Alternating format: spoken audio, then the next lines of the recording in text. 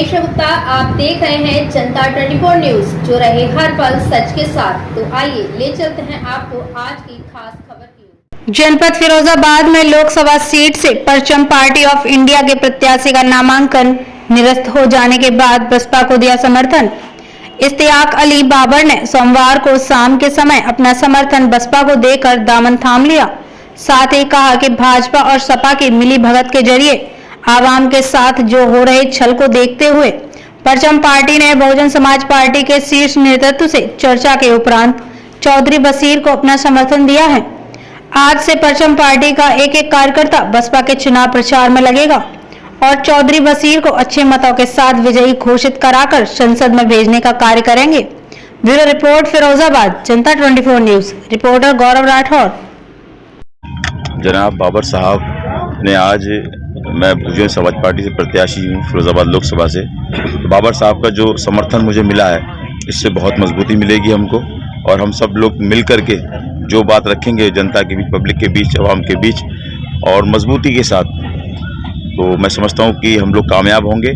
और बाबर साहब का जो भी संगठन है वो सब बहुजन समाज पार्टी के प्रत्याशी होने के नाते मेरे साथ काम करेगा, क्योंकि इन्होंने समर्थन दिया है और जनता जो है वो बाबर साहब से रुजू होती है, इनको मानती है, तो हमें लाभ मिलेगा, इसका फायदा मिलेगा। हमारी पार्टी परचम पार्टी ऑफ इंडिया के महासचिव, राष्ट्रीय महासचिव नाजिम इलाही साहब के निर्देश पर और बहुजन समाज पार्टी के जो नेतृत्व है उससे बात करने के बाद, क्योंकि यहाँ पर परचम पार्टी ऑफ इंडिया का पर्चा निरस्त कर दिया गया है फिरोजाबाद लोकसभा पर, इसलिए परचम पार्टी ऑफ इंडिया ने फैसला लिया है कि यहाँ पर समाजवादी पार्टी और भारतीय जनता पार्टी की जो आपसी नूरा कुश्ती हो रही है, मिली भगत है, जिससे अवाम को पूरी तरह छल किया जा रहा है, उसके साथ कपट किया जा रहा है, इसलिए परचम पार्टी ऑफ इंडिया इस चुनाव में, लोकसभा चुनाव में फिरोजाबाद की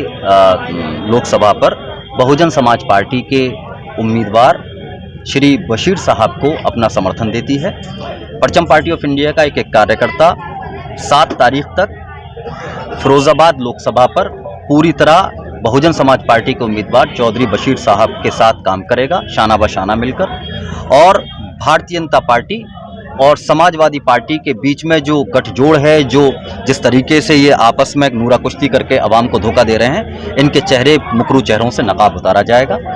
और यहाँ से हम ये भी कहना चाहते हैं फिरोजाबाद की गैरतमंद अवाम से कि सबसे अहम बात तो यही है कि बहुत दिन बाद यहाँ पर पहली बार हुआ है कि किसी राष्ट्रीय पार्टी ने एक मुसलमान को टिकट दिया है। चौधरी बशीर साहब यहाँ उम्मीदवार हैं। हम अवाम से दरख्वास्त करेंगे, दर्दमुंदाना अपील करेंगे कि समाजवादी पार्टी को आप कई बार आजमा चुके हैं, भारतीय जनता पार्टी के आपने हाल 5 साल, पिछले गुजरे हुए 5 साल देख चुके हैं, जिसमें समाजवादी पार्टी, भारतीय जनता पार्टी की बात मैं बार बार इसलिए नहीं करना चाहता क्योंकि देखिए, भारतीय जनता पार्टी को ना हमारा समाज वोट देता है, ना भारतीय जनता पार्टी हमारा वोट मांगती है।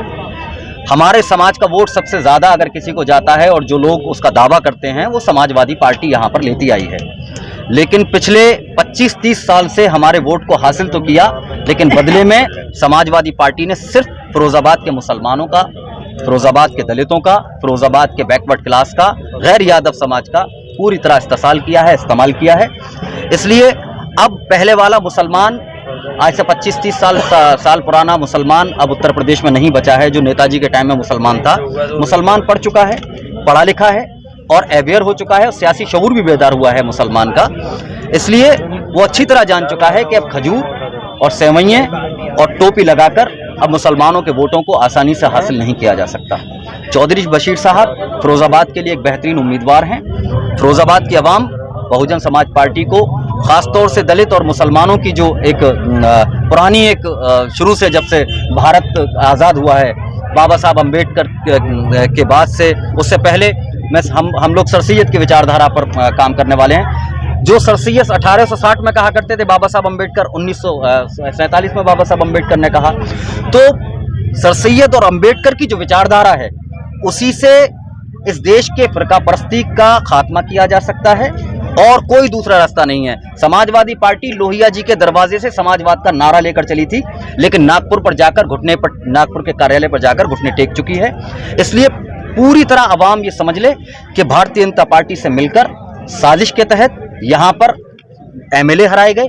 वरना क्या बात है कि प्रोफेसर रामगोपाल यादव जी मैनपुरी में सिंटू गुप्ता जी के लिए वोट मांगते हैं। वो सिंटू गुप्ता जी जिन्हें 22 में क्या कहते हैं वो चुनाव लड़ते हैं और वहां पर हारते हैं, बीजेपी जीत जाती है, लेकिन सिंटू गुप्ता जी के वोट मांगा जाता है। प्रोफेसर रामगोपाल यादव जी यहाँ पर एक मुस्लिम कैंडिडेट होता है समाजवादी पार्टी का, तो नहीं आते हैं वोट मांगने, दर दर नहीं आते हैं। आप आज का आपका बेटा है तो हर घर जा रहे हैं आप। इसका मतलब यह है कि सिर्फ पर समाजवाद का मतलब क्या है? समाजवाद का मतलब यह है कि अपना समाज, पहले मेरा समाज, मेरा घर, उसके बाद में कोई और। यह हाल है। इसलिए समाजवादी पार्टी को पूरी तरह नकारते हैं और समाजवादी पार्टी के चेहरे को बेनकाब करेंगे आने वाले 5 दिन के अंदर।